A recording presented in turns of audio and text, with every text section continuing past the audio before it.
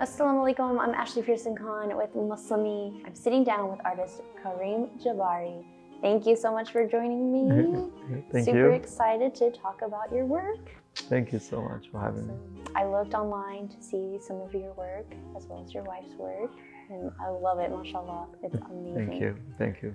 So when did you say, you know what, I'm just so inspired by letters and light, I want to do this? It started at a young age.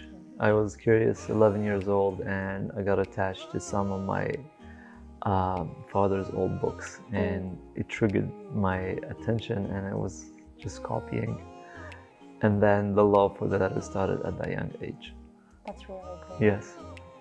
What, do you have like a favorite piece that you've done? You know, that you're just like, this is one of my favorites, maybe you have a photo of it, you can always go back to it. I have, yes. I painted a mural on a place where my father was imprisoned in an unjust way in my hometown. So on the walls of that prison, I painted the longest mural in the country, in Tunisia, North Africa. And I wrote an entire poem by a Tunisian poet. His name is Abul Qasim Shabi. You know, and then the main verse of that poem was basically an anthem or a message from me to everyone in my hometown who was like a poor city in Tunisia. And it says, and get up and, you know, fight for your place in life, because life doesn't await for those who are asleep. You know, ألا انهض وسر في سبيل الحياة فمن نام لم تنتظره الحياة. So yeah, this is like one of my favorite pieces. You know, it came at a turning point in my career where, like, you know, I felt that I needed something to do something meaningful, to bring some change through my art, and it happened in my hometown. Is there anybody who inspires your art or has inspired you just as a person throughout your career?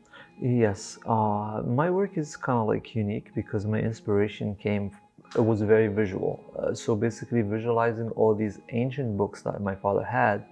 These are handwritten books. Some of them are like 300 to 400 years old. So looking at that, I was amazed I was like, how can a human write this? You know, how can, like, so to me, it was just that mystery behind our ancestors, those scholars that Allah subhanahu wa ta'ala blessed with His nur, you know, for them to be able to write all that knowledge by hand, and then like from a page to another, I was like, so I was visually very attracted to that style, which is, some of it was like the Maghribi script, and some of it was the old Kufi, we call it Kufi al-Masahif. So that old Kufi kind of like talks to me, you know, in a deep way, and I was like, you know what? That's what I love to look, what I looked at when I was young, that's what I love to do. Let me keep doing it.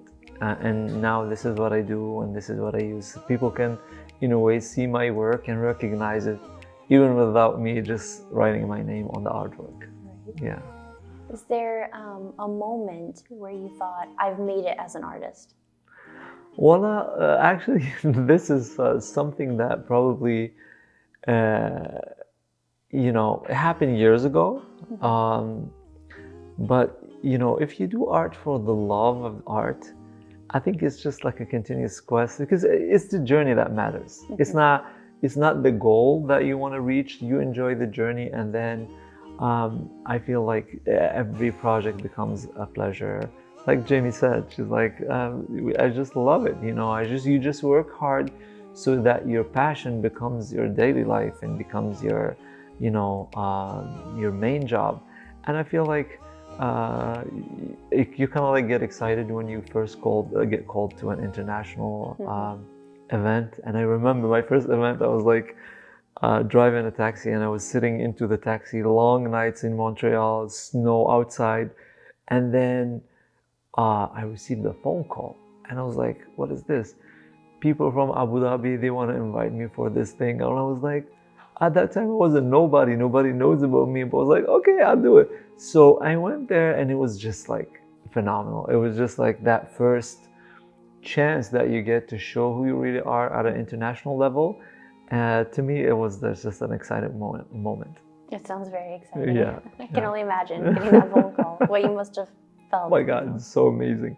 I was like, I was dreaming. I was like, oh, how is this happening? Okay, send me a quote. Like, wow, I don't even know how much I'm going to charge. So I called one of my friends who's like an international artist, whatever. I was like, listen, this project, this and that. What should I do? And you get that excitement. And I remember I traveled. They loved my work so much. They're like, listen, actually, Art Abu Dhabi is in 2 weeks. Can we just pay you to stay? And then we're gonna exhibit your work during Art Abu Dhabi. So I stayed there, enjoyed 2 weeks in a hotel, whatever, and then get to connect more with the scene in the UAE. And yeah, it was just like that first event was very interesting. Is that one of your favorite places to do art, or is there another place where you go and you're like, this is where I want to? Actually, I don't have a favorite place. I feel like what I love to do my art is that place where I can just leave something for people to be inspired with. So just like even like a brick wall that's like collapsing. If I can just create a piece right there so that people on daily basis just pass by and get that little inspiration, that little smile, that little, moment of curiosity. I think that's my favorite place. But, when we're talking about countries, my 2 favorite places in the world are Morocco and Turkey. Yeah. I'm sure you can draw some inspiration from Yes. well. When I went to Turkey, I was like, I need 20 years to absorb the energy coming from this country. When I went to Morocco, the food was so good. People were amazing. And then the calligraphy that I loved and that I'm attached to everywhere, in every mosque I go. So that's why I'm really attached, even though I'm from Tunisia. So, How do you want people to remember you? Yes, that question came to me several years ago, and I was like, you know what? I need to have why am I doing this? Why am I doing this? And then what I'm about to say right now is honestly, it's constant in my mind, in the back of my mind. I was in Montreal, and I look that issue is still now very relevant nowadays. And I see the community, the Muslim community, they're like torn away between these 2 places, home, and once they leave home. So once they leave home, they're trying to hide their identity, they're trying to act different, they're trying to talk different, this and that. Why? Because they don't have that deep attachment to who they are, to their culture. To me, I'm playing a role to this bringing the beauty of the Arabic language internationally, worldwide, to show it on a different perspective, to show how beautiful it is, to draw attention to it. And I was like, I had a choice. Either I do it the regular way or I need to be creative. So that's why in my practice, I do calligraphy differently, like using it in street art and using it in installations and with light. I incorporate the element of light all the time in my work. Why? Because I just want to do something beautiful. And when you see my work, you're like, I really love that. Like, well, okay, Arabic language is just beautiful, And I remember I had one of my workshops in Australia, and I was teaching Arabic calligraphy to an audience that's not Arab. None of them was Arab. And then I found myself, while teaching them, talking to them about the history of the Arabic language and why the Arabic language is the most beautiful, the most complex language on the planet. Why was it chosen to be the language of the Quran? What makes it special? When the Arabic language was born, all of these stuff, all of these things, like a lot of people don't know about. So when you know about, you have more interest into learning about this beautiful language. And what I did last night here, a Muslim fest, was part of it. So it's like people were just looking at these creations with light and all and everything. And that's, people came to me today. I was like, oh yeah, goosebumps. I had tears in my eyes looking at your show. So that's to me actually what I want to achieve. I want to leave a legacy behind where, like, I brought people closer to their identity, closer to their deen, closer to the language that Allah subhanahu wa ta'ala chosen for his book. Do you think if maybe non-Muslims see your work, that it could, or maybe it already does, bridge a gap between non-Muslims and Islam a little bit when they see that. Yes. Because a lot of times, there are people who get kicked off of planes because the person next to them saw them typing in Arabic or they're speaking it. Do you think your art can help bridge that gap? Yes. I mean, Jamie can answer this in a good way, because she loved one of my works that I did in Australia. And I was like in a festival, there's like a lot of artists, like more than 20 very well-known artists worldwide. And then, they're just painting and everything. And then me, I found myself like the last one, like 2-3 days passed and I didn't even start my wall. And then that inspiration hits. I was like translating a poem. And then the way I created the artwork was very mysterious. Like it's like an artwork that reveals itself with light.